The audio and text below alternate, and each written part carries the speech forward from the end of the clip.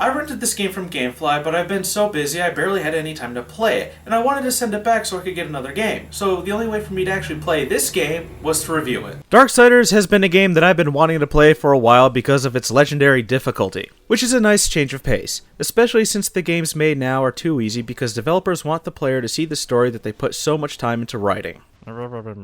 Wait, what do you mean this isn't the hard game? But I thought... Yeah, but isn't there a sequel coming out? Wait, it's already out? But I thought... Oh, I'm thinking of Dark Souls. So if Dark Souls is the really hard game, then what's Darksiders? A game about the apocalypse? Shit, yeah. There's only two types of apocalyptic fiction that I like. The zombie apocalypse, but who doesn't like that? And the apocalypse where heaven and hell fight each other on Earth, and Darksiders is just that. It's a new and original intellectual property. Unfortunately, it's owned by THQ, who's undergoing liquidation of their assets right now, and they recently closed Vigil Games because no other company put a bid in for it. So the sequel, Darksiders 2, may very well be the last. However, Platinum Games has expressed interest in acquiring the Darksiders intellectual property, and that will be sold off at an auction in April. I'm actually hoping that they get it because they're good at making games like Darksiders. I just hope they don't pull a Bayonetta 2 and make it exclusive to one console. So what is Darksiders? It's considered an action-adventure game, but there's also a good deal of platforming and puzzle solving as well. You take control of War, one of the four horsemen of the apocalypse, in a very convoluted story that I'll get into later. The graphics are pretty good. It's semi-realistic looking when it comes to the character design, which I like as they are otherworldly beings. The demons look like demons, and I mean they did a really good job on these demons. These things look like they came straight out of hell. The angels look like angels, although they remind me more of the Protoss from StarCraft. Now, I touched upon this in my Tomb Raider Anniversary review, but atmosphere is everything. The atmosphere in Darksiders is really good. I do not have a hard time believing that this is the world having been destroyed and taken over by demons. The destroyed buildings and cities, the overall empty feeling you get from looking over the ruined landscape. You hope that there would be some signs of life somewhere, but no, there's just zombies and demons. I really don't know about the music though, as it's really quiet and it's hard to hear over the sound effects as the sounds of the weapons clang obnoxiously loud each time they're swung. The voice cast is really good too. The voices fit the characters and are acted very well. Especially the Watcher, who is voiced by Mark Hamill. That's right, the guy who does the Joker is also the Watcher. Hands down, the Watcher has the best voice and the best lines. You can tell they wrote this character with Mark Hamill in mind to voice it. I'm not a fan of the controls though. My issue with them is that there's way too many commands for a controller. They do a decent job with a controller though, but I think that a mouse and keyboard would be better suited for this game. But if you're going to say that you have to get used to the controls, I hope that you can see that's not a point in the game's favor. You should be able to pick up the controller and go, and while you can do that in this game, there's just a lot of micromanagement when it comes to command input. And having block and dash tethered to the same button seems counterintuitive. This is a game where you have to be constantly moving, and to block you have to stand still.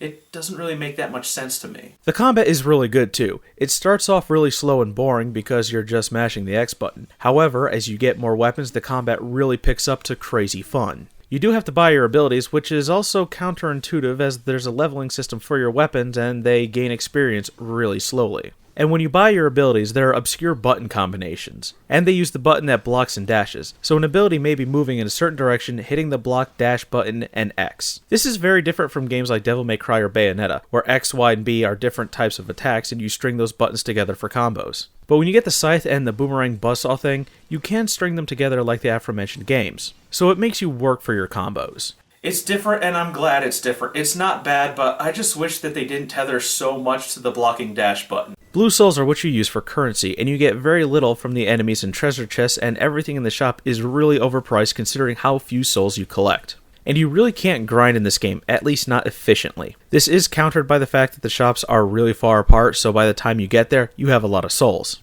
Yellow souls fill up your wrath meter very slowly, and the only efficient way to do so is to find yellow chests. Green souls will fill your health, and I always find green soul chests when I don't need them. But when I do need them, they're never around, except for scripted gauntlet areas where it's crucial to the story for you to reach the end. And it's rare that you get them from enemies unless they're the zombie enemies that you can grab and kill with one hit. or the really big enemies that can do massive amounts of damage to you. Each time you die, it's more of a minor setback, really, because you respawn at a checkpoint with all of your health. It's not frustrating, but it does get annoying after a while, especially when you have to run through the gauntlet of enemies again. I'm not asking to be tripping over health, but I shouldn't have to die and restart at a checkpoint just to restore my health. A little balance would be nice, especially since you have to face hordes of enemies. The game is challenging enough, but it starts to cross into that realm of unfair at times. The puzzles and platforming is done pretty well. The puzzles are on par with the Portal games. They're not too hard, but do require some thought to be completed. And platforming allows for seamless movement and navigation through the areas. The game does a really good job of balancing all these elements, so it doesn't get boring, but it doesn't stop it from being repetitive. There's times when you'll be fighting a horde of enemies and you'll wonder when it'll just end.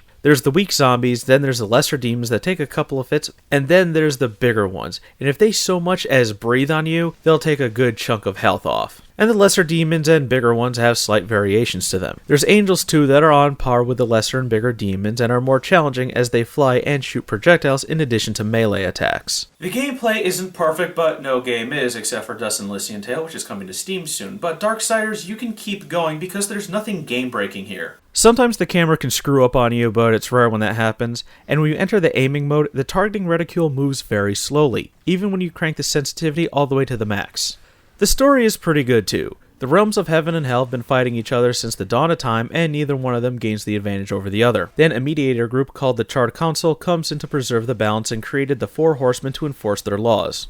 Then humans came about, and the council forced them into a ceasefire until the humans were ready to fight and made 7 seals that would be broken, and then the apocalypse would happen and the horsemen would ride and punish the guilty. Apparently there's no deities that rule over the angels and demons. They just go about their own accord, which is apparently just to fight each other, which is a little odd. So the forces of heaven and hell go to earth to fight each other as opposed to their own turf. Then war arrives, and one of the angels, Abaddon, the general of heaven's army, is shocked to see war, and says that the 7th seal, the seal of the horsemen, is not broken. Automatically, you know that this guy started everything. That just really gives it away that Abaddon is the main bad guy. War is progressively stripped of his power and loses a fight to a giant demon. War is then summoned to the council, who accuse him of starting the apocalypse early and siding with the demons, and that he would be punished. War asks for a chance to prove his innocence, and he gets it. But then you learn it's a conspiracy, which is all well and good if you accept it for what it is. But me?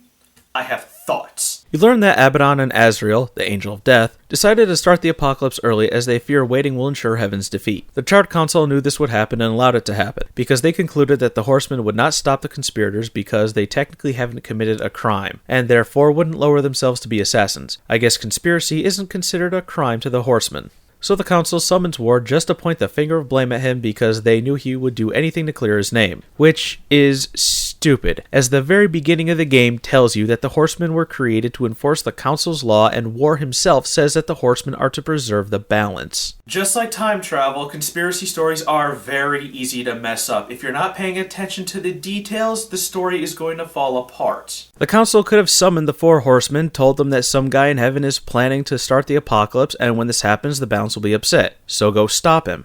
And the horsemen, who carry out the council's will without question because they only serve them, will go get that guy. They didn't have to kill Abaddon. They could have just brought him to the council to be judged. If you conspire to do something and are found guilty, you go to jail. It doesn't matter if you haven't done it yet or decided to back out of it, you still go to jail. Oh wait, if that happened, there wouldn't be a game. And War is an idiot too. He knows the council are all-seeing, all-knowing beings that can predict the future. After all, he works for them. And he doesn't question them when these omnipotent beings are just going off of rumors when they're accusing him. You know what happened, and yet these omnipotent beings are telling you otherwise, and they insinuate that what they heard are just rumors? As they say that War was found under the Destroyer's banner if the claims are true. That means they heard it from a third party. But War doesn't call their bluff, especially when they have no evidence to convict him. If you were in this situation, wouldn't you be asking how the council was able to see mankind being important to the balance but were unable to see an angel starting Armageddon early? Really, how does War not question the selective seeing into the future that the council has? At no point does he say, they foresaw everything except for this one very important event. Obviously, the council can summon the horsemen without the seals being broken. After all, they summoned War so they can blame him to start his mission, and the horsemen can act on their own accord as proven by death in Darksiders 2. So there is an easy fix to this so we can still have a game. The council foresee Abaddon starting Armageddon early. They summon the horsemen, tell them what's up, The horsemen refuse because they don't want to assassinate someone for something they may or may not do because the future is unwritten. Then Armageddon occurs early. The council, now pissed off at the horsemen for not following their orders in the first place, strip them of their power and tell them to go fix this mess. And would you look at that, we still have the same game with the same premise, with the same story, just with the stupid, pointless conspiracy removed. Yeah, the conspiracy is revealed when war reaches the Tree of Knowledge, but it makes you feel like an idiot because it's an incredibly stupid trick that's played on the main character. It does feel like it insults the player by saying, yeah, we tricked you, yeah, we took away all of your cool stuff, and yeah, it was technically pointless. At least in Metroid Prime, there was a viable reason. Everything Samus had was damaged from the explosion at the beginning. I don't think that if you knowingly accuse someone for something they didn't do just so you can strip them of their power and send them on a deadly mission and throw hints that something is up during the beginning